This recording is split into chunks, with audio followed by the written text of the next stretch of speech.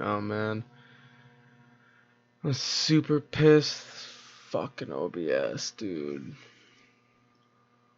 Stayed up extra long to try to record that fucking video, and that hour-long shit that I recorded just got fucking deleted, dude. Cause OBS wanted to be on some dickhead shit and actually crash while I'm recording, bro. Come on. But anyways, I'll have to fucking redo that Kennedy one. So let's crack at this shit.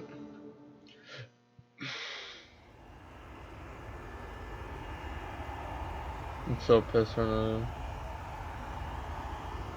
I'm so fucking pissed right now, dude. It was like an hour long.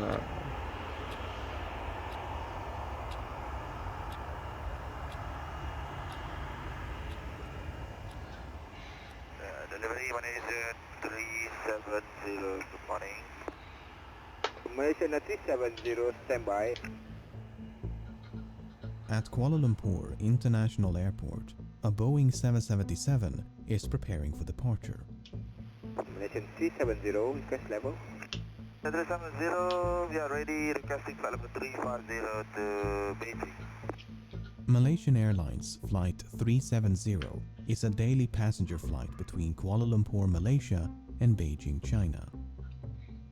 370. So apparently there's like some Netflix doc that came out for this. So I might check that out after. Like not today, but like, you know, 32 right of takeoff. soon. 42 minutes past midnight, Flight 370 is given clearance to depart. On board are Captain Sahari Ahmad Shah, First Officer Farik Abdul Hamid, 10 cabin crew members, and 227 passengers. Number control, Malaysian 370. Malaysian 370, Lampu radar, good morning, climb flight level 250. Morning, level 250, Malaysian 370. Malaysian 370, climb flight level 350. Climb level 350, Malaysian 370. Less than an hour into the flight, the plane is cruising over the South China Sea at an altitude of 35,000 feet. The night sky is clear and the weather is calm.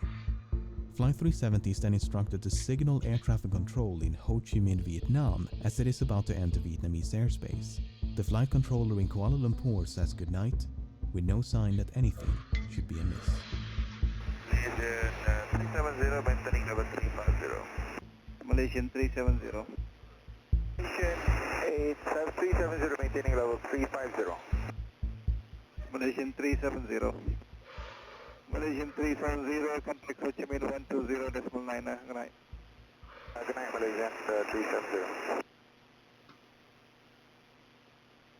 1 minute and 43 seconds later, the aircraft suddenly vanished from radar screens at Kuala Lumpur, Ho Chi Minh, and Bangkok. This form of positional tracking depends on a signal being emitted by one of two transponders aboard the plane, and so its disappearance would suggest both transponders ceased to function, or the system was manually deactivated by someone on board. All subsequent attempts to contact and ascertain the whereabouts of Flight 370 are unsuccessful. The aircraft has seemingly vanished without a trace. After missing its scheduled time of arrival in Beijing This particular case kind of angers me because there's so many like red flags that obviously indicate that somebody, you know, human intervention was involved, and yet, you know, like it's fucking like allegedly type shit. 4 hours later, Flight 370 is officially declared missing.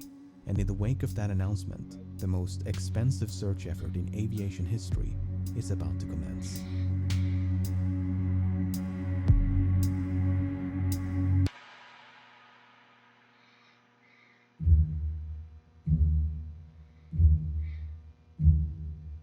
The search was initially concentrated around the location of the flight's disappearance between the South China Sea and the Gulf of Thailand. Like right now, this shit looks small because we're like, you know, looking at it from a YouTube video, from like a, you know, like a eagle's point of view or like a satellite point of view. But if you were to actually stand here, like on the island, or look on a boat, or like be on a boat, dude, this is massive. Like, bro, look at this shit. You know how far these two, you know, continents are from each other? Like, you could barely see that shit. You probably wouldn't be able to see that. Like, sometimes you can, but rarely you can't. And, oh man, like, the radius is literally touching this border and this one. Like, that's crazy. That shit is fucking huge. This alone tends to be like, this would probably be like the size of like Arkham City in the Batman fucking games. We were playing as Batman.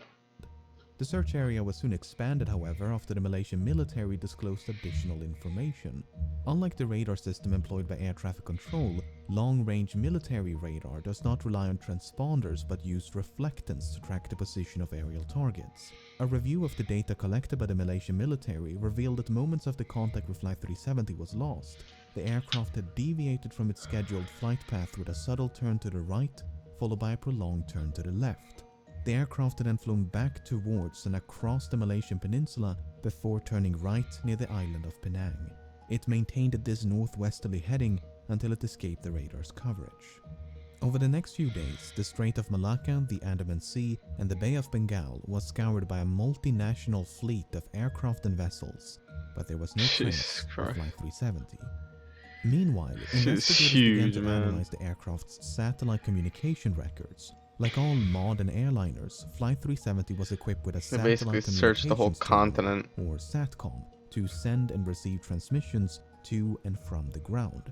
Prior to departure, the SATCOM terminal had logged onto the satellite network and established a connection with a ground station in Perth, Australia. That station then maintained a detailed record of all the incoming and outgoing traffic between it and Flight 370. This is what it contained. Prior to the flight's disappearance over the South China Sea, everything appeared to be working as intended. Then, at some point during this portion of the flight, the SATCOM link was severed. For whatever reason, the terminal ceased to respond. But 3 minutes after the flight vanished over the Andaman Sea, the terminal requested to log back onto the network. The SATCOM link was successfully re-established and was not disrupted again until nearly 6 hours later, when the flight is presumed to have crashed due to fuel exhaustion. During these final hours, 2 attempts were made to contact the plane via satellite telephone. Both calls were acknowledged by the SATCOM terminal and would have been routed to the cockpit. Yet, they went unanswered. The terminal had also responded to 5 automatics. Like, bro, this is like, this is what I mean, dude. This is so like, fucking like, come on, bro. Like, if this was, you know, not hijacking, they would have tried to answer. They would have definitely answered. Somebody would have answered and told them what's going on. You know, like, you don't just magically, you know, don't answer. Like, what? Like, the only way that you wouldn't answer is if, you know, your shit is really fucked up, but I'm pretty sure they would have known already. Like, command would have known that it's fucked up. Like, they would have been able to put some type of message out there. Or, you know, the other one where it's like a fucking hijack. That would be the only other option. Which is looking to be like the main one. In short, if the ground station had not heard from the aircraft in over an hour, it would transmit a signal to confirm the terminal was still online.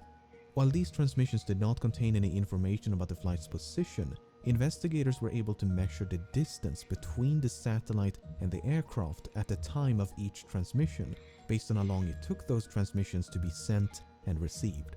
This generated 7 rings of possible locations from The which 7 of Halo these rings. transmissions are thought to have originated.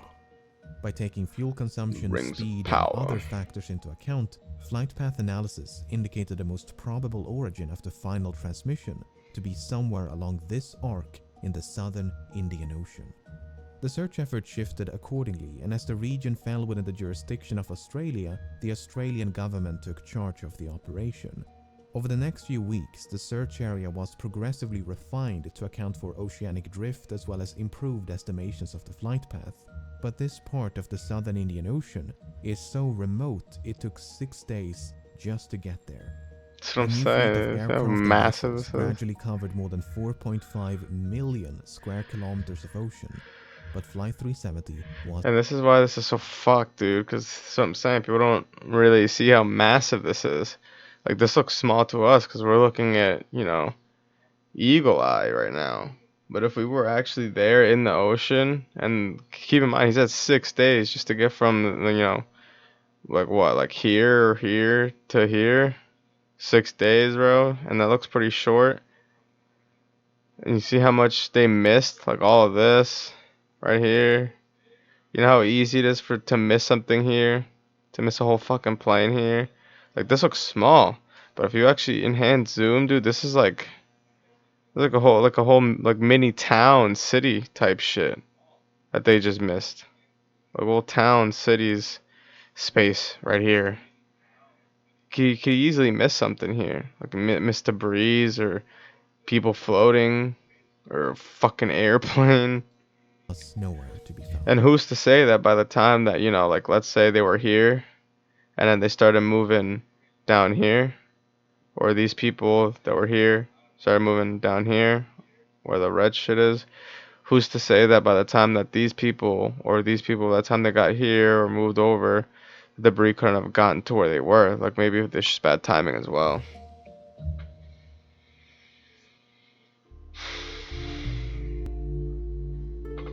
If the impact with the ocean had been sufficiently forceful, it was possible the resulting sound had been recorded by underwater listening devices known as hydrophones. This possibility was investigated, and 4 hydroacoustic monitoring stations had recorded something.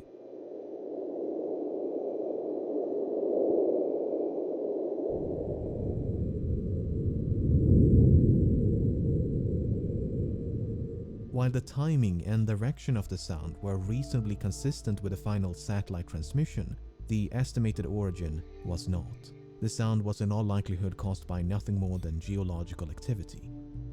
Flight 370 was also equipped with 2 underwater locator beacons which had a battery life of some 40 days, and as the deadline approached in early April, signals with a pulse and frequency somewhat similar to the signal emitted by the beacons were detected at depths of up to 3,000 meters. An autonomous submersible then spent weeks scanning the seafloor where the signals had been detected, but no wreckage was ever found. Damn. And nothing would be found until more than 16 months later, when a discovery was made on the opposite side of the Indian Ocean. On the 29th of July 2015, a group of people were cleaning up a beach in Reunion. Dude, I guarantee you, on some sick, twisted shit, the one piece of evidence that they discarded, which is the acoustic sound shit, that's probably the one thing that was the closest thing to telling them that was it. There was that thing, just that explosion in underwater. Small island to the east of Madagascar, when they stumbled upon this 2-meter-long metallic object covered in barnacles. Aviation experts quickly identified the object as a section of an aircraft wing. Yeah, all I'm saying is that if you find a piece of a plane in that region that you had that acoustic shit is in, like I get, at first when you find the acoustic shit, and you're just going based off that, whatever, dismiss it. But then if like 2 weeks later you find a fucking piece of a plane on an island near that location, you should probably recheck that shit, bro. Just saying. Known as a flaperon. Upon closer inspection, internal markings including dates and serial numbers conclusively ascertained the flaperon belonged to Flight 370. Even though Reunion Island is some 4,000 kilometers west of the search area, and more than a year had gone by since the flight disappeared, the location was consistent with simulations of debris dispersal patterns. There was now tangible evidence that Flight 370 had crashed somewhere in the Indian Ocean. The discovery of the flaperon prompted numerous searches along beaches and shorelines of southeastern Africa, and at least 31 additional items of interest have since been recovered and examined.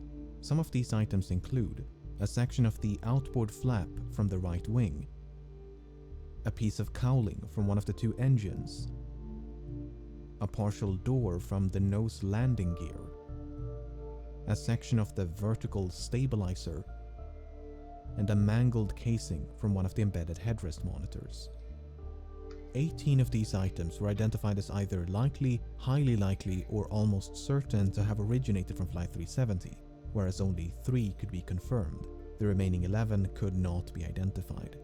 There were no traces of an explosion found on any of the debris tested, nor was there any evidence of a fire except for 3 small burn marks on one of the unidentifiable items. The search for debris was further aided by Earth observation satellites. Analyses of satellite imagery from March of 2014 Hey, bro, uncovered those a look number like of images people, which dude. appear to feature man-made objects floating on or just below the surface in the southern Indian Ocean. However, the images were not nearly sharp enough to resolve any identifiable markings. Sharp enough? What? However, the images on or just below the surface in the southern Indian Ocean. Dude, that literally looks like a human. Like a fucking arm and a head.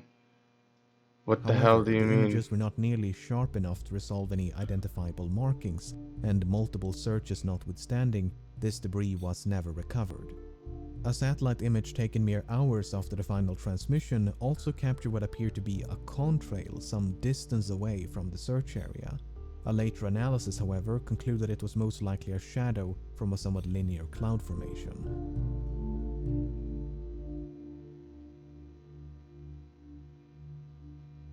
The underwater portion of the search continued for months and eventually years before it was finally suspended in early 2017, by which point some 120,000 square kilometers of seabed had been scrutinized. Invaded The a search effort was then private resumed by an property. American salvage company known as Ocean Infinity, but after more than a year of searching, they too came up empty-handed.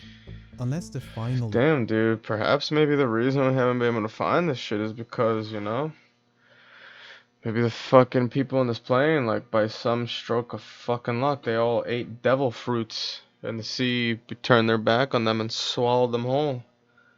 That's why we haven't been able to find shit. Only explanation, they only fucking ate a couple of devil fruits. Now they can't swim or fucking... resting place of Flight 370 can be located, it may be impossible to determine exactly why it crashed. Nevertheless, there have been no shortage of theories.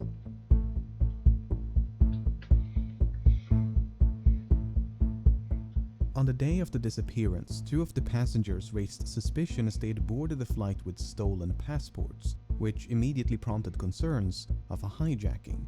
But investigators were unable to link the 2 men to any terrorist organizations and soon determined they had traveled under false identities because they were seeking asylum, not due to any nefarious intent. Similar suspicions were raised when one of the passengers were identified as a flight engineer who might have possessed the necessary expertise to take control of a Boeing 777.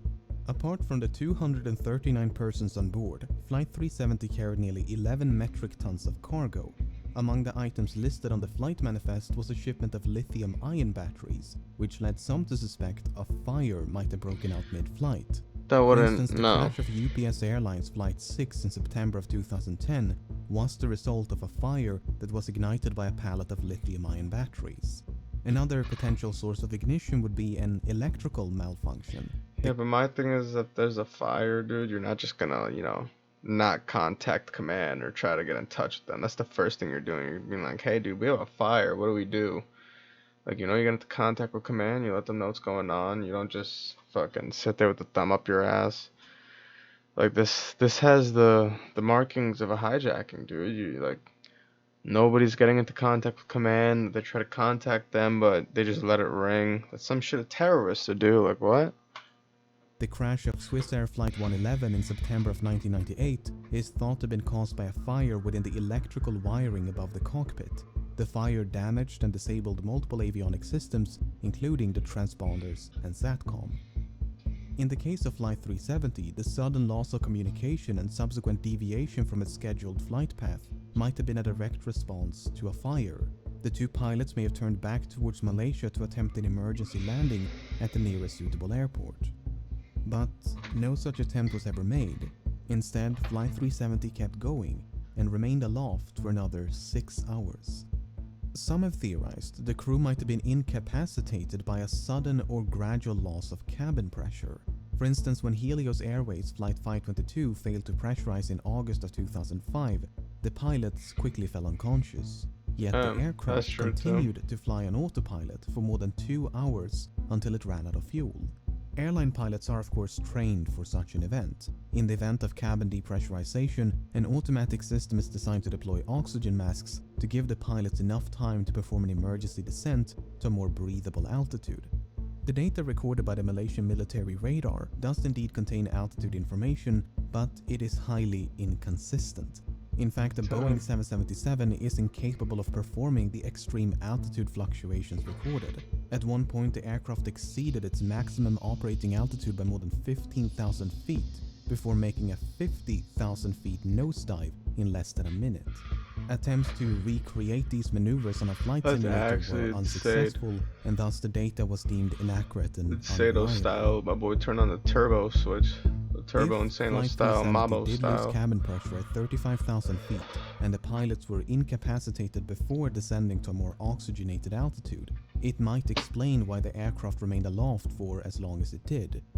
What is a bit more difficult to explain, however, are these alterations in heading. Flight simulations have established the aircraft must have been under manual control during the initial left turn, as the bank angle or inclination of that turn was beyond the limits of the autopilot. Subsequent turns, however, could have been either manual or automatic. But for the autopilot to have made these course corrections, someone with the requisite knowledge must have programmed it to do so. The only other alternative is that the aircraft was in fact under manual control. Wait, that's sus, dude. Come on, how's that not fucking sus? That's definitely suspect.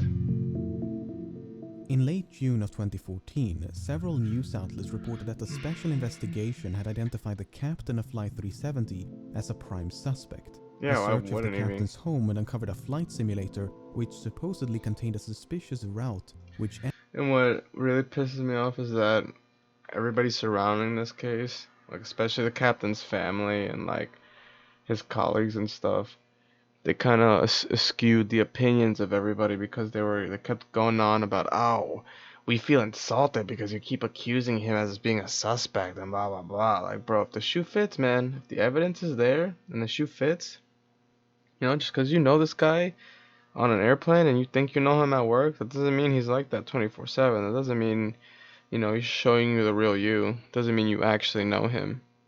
For all you know, this guy could have been a psycho. Everybody's got their secrets. ended in the southern Indian Ocean. At the time, there was no official acknowledgement as But yeah, because of that, they kept on having to dismiss him as a suspect or whatever because they kept getting offended. Like, bro, what the fuck? If this guy did the crime, then such a route had been he should have recovered, been doing and a the time. lengthy public report issued by the Malaysian government in 2015 made no mention of such a discovery. Then, in 2016, confidential documents pertaining to a forensic examination conducted by the Royal Malaysia Police in May of 2014 was leaked to the media. These documents made it clear that such a route had not only been recovered, but thoroughly examined. Soon thereafter, the Malaysian government confirmed the existence of this simulated flight path, and this is what it looks like. It should come as no surprise. All I'm saying is that they should have checked right here. Right on the X marks the spots. Just in That case. many Couldn't hurt to regard check. this as damning evidence. Yeah, they should have checked this. Right here. And right here. And then look, you should have checked like in a zigzag formation here just in case.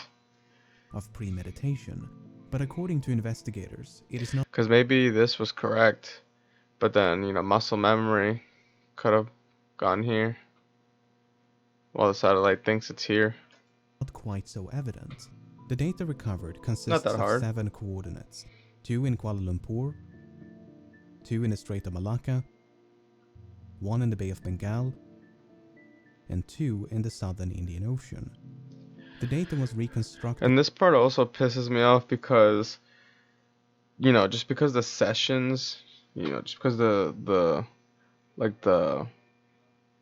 do I put this? Like, just because the path where the plane traveled isn't the same session, and just because, we don't know what order he did them in, that doesn't matter, dude. It's still suspicious that he had the same area. Like I don't know how to explain this. Like, Like, let's say somebody like this. All right, like, let's say there's a car accident that killed 4 people, right? And then you go to that person's house and you find a simulator that has the same route that they took, but the problem is that the route that he took on the game, it's not like, from point A to point B to point C. Like point A was played on December, whatever, and then point B over here was played on the day after, and then point C was played over here, 2 days later or some shit. They're trying to say that because of that reason, that you can't use this evidence because it doesn't signify that he was specifically taking this exact route. Like, bro, to me that doesn't matter. If you were still, in that region, that's still damning evidence because it's like you're trying to get accustomed to that region. You're trying to, like, even if you didn't go in that same path, you're still, getting to know around of how it's like to maneuver in that region. So that's still like kind of sus, dude. Like, you're still there type shit. from a file that had been automatically generated. Like why did you even have to train here though? Is what I'm saying. Like, why didn't you going to Japan, or why didn't you make a flight simulation in New York? Why did it have to be this specific coordinates? Like, just the fact that you have these specific coordinates is sus. Generated and Just the fact that saved they by the exist simulation alone. software a month before the incident. However, it's not clear whether the coordinates originate from the same flight session. In other words, it might not be correct to simply trace a continuous line between these 7 coordinates, as they could be from separate sessions. Yeah, but still, those that's what I'm trying to say. Like, those separate sessions are still suspect in of themselves, because, like, why are you holding sessions there, my guy? Like, what are you preparing for? Like, maybe he got tired one night, got off, and then he's like, all right, I'll pick up where I got off from the next day, and then so on and so on. Like, maybe that could explain why it wasn't the same day, but he's still trying to go for the same goal.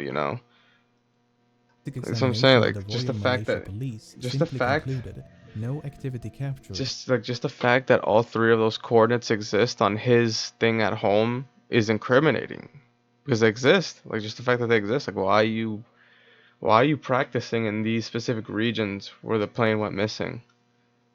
Like, why? Like, why did you make that L? Like, the fact that the L still exists is suspicious.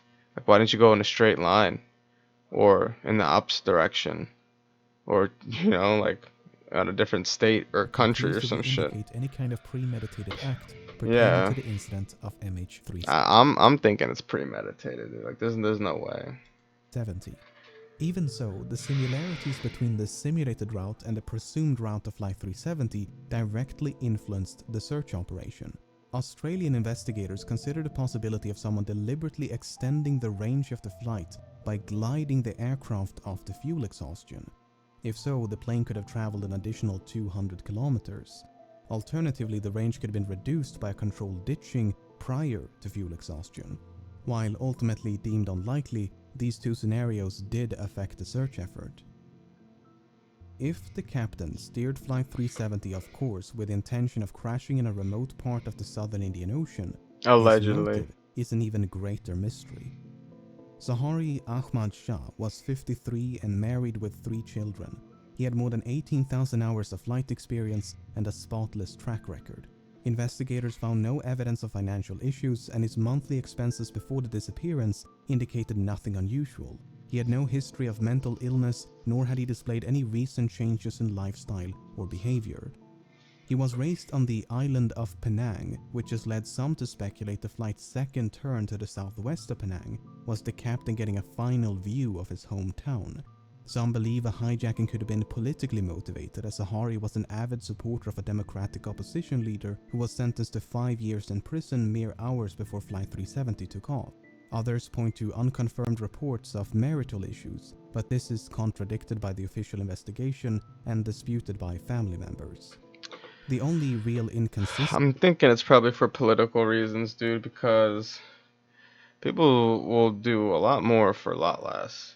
Like, when it comes to religion and for political reasons, dude, people will do crazy shit. Noted by the final report is that the captain failed to repeat the assigned radio frequency during the last verbal communication. Malaysian 370 370, contact Ho Chi Minh 120.9, good night. Good night, Malaysian 370.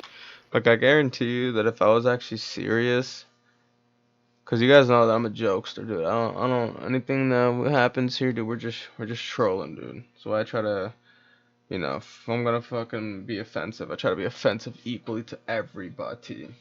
So then, it doesn't feel like I'm being racy or nothing, cause I'm not, dude. I'm trying to be like on some comedian shit. But I am human and I make mistakes. But at the same time, there are limits, which is why I try not to cross them. Because I already know if I just sat here and I started bad mouthing, like politics or certain groups or, you know, people or you know, collections of people, corporate, I don't even know what I'm trying to say, but basically, if you started bad mouthing the wrong people, there can be consequences, dude. Like people can find you, dude. They can fuck you up.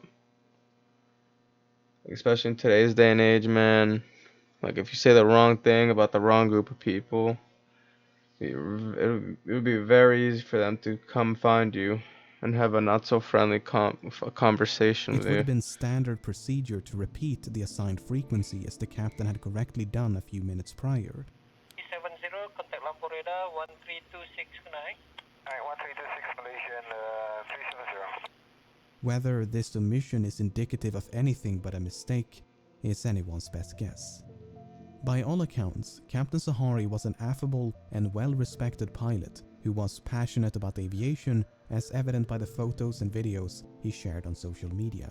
Hi everyone, this is a YouTube video that I made as a community service after learning. The co-pilot was found to be even less conspicuous. Farik Abdul Hamid was only 27 and due to marry a fellow pilot, he had nearly 3,000 hours of flight experience, although only 39 hours in this type of aircraft. Much like Sahari, Farik had no financial, mental or interpersonal issues of note, nor was there any evidence of conflict between the two of them. Some questioned the plausibility of a pilot-instigated hijacking due to the apparent lack of interference by the other pilot. Well, when Ethiopian Airlines Flight 702 was hijacked by the co-pilot in February of 2014, he did so by merely waiting for the captain to take a bathroom break before locking the cockpit door behind him. The co-pilot was then free to divert the Italy-bound flight to Switzerland to seek asylum. The only noteworthy piece of evidence in regards to the co-pilot of Flight 370 is his phone. You see, when the confidential documents were leaked, they also confirmed another long-circulated rumor, namely that a cell phone tower had briefly established a connection with an iPhone 5S belonging to the co-pilot as Flight 370 approached the island of Penang. According to investigators, it was not a phone call as has been widely reported by the media, but merely an automatic location signal. Why this information was omitted from public reports, we may never know.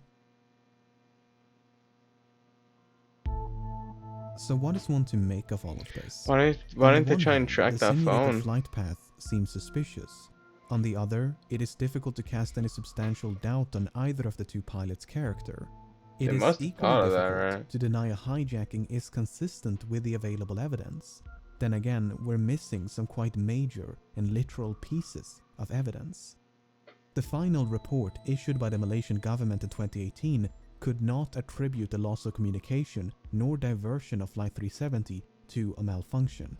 Instead, it is believed that someone manually manipulated what? the aircraft and its How is that systems. not evidence For that instance, this is investigators hijacking? believe SATCOM was manually disabled by a sudden and prolonged interruption of power.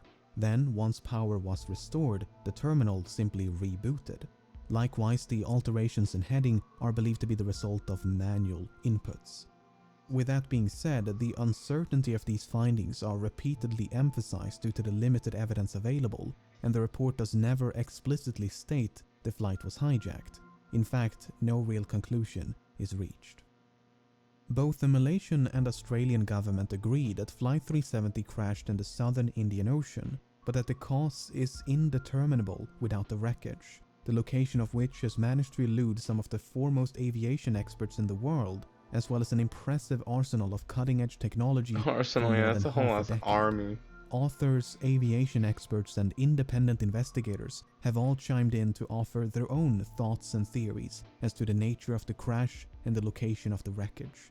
Some believe there was no crash, but that the aircraft was shot down by an American naval base in the middle of the Indian Ocean. The satellite transmissions were then supposedly forged as part of a massive cover-up. Others believe the aircraft turned right towards India and traveled as far north as Kazakhstan, completely undetected. Debris was then supposedly planted along shorelines of southeastern Africa as part of a Kazakhstan is massive wild. cover-up. Another theory suggests the aircraft was remotely hijacked and controlled by someone on the ground. While Boeing and other companies have experimented with technology that would allow for an aircraft to be remotely controlled, no commercial airliner is known to be outfitted with such a system. On the less conspiratorial side, the assumption that Flight 370 flew in a straight line and at a constant speed after turning left towards the southern Indian Ocean might simply be incorrect. In early 2018, a French team of independent investigators proposed an alternate flight path, whereby an attempted landing on Christmas Island led to a crash site much further north than the region identified by the official Christmas investigation. Island. While a surface search of this area was conducted about a week after the disappearance, the underwater phase never reached this far north.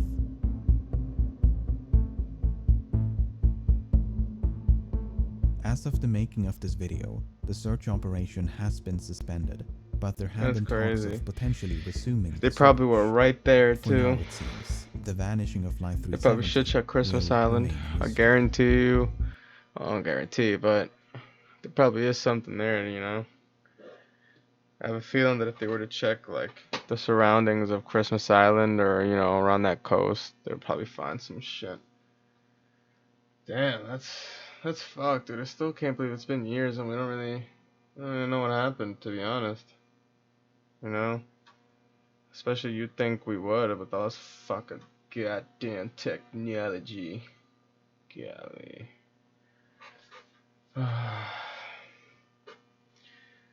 Alright, well, that was fucking fun. And of course, it's never fucking anything to fucking goddamn. We might watch this one tomorrow or something. We'll see. We'll see.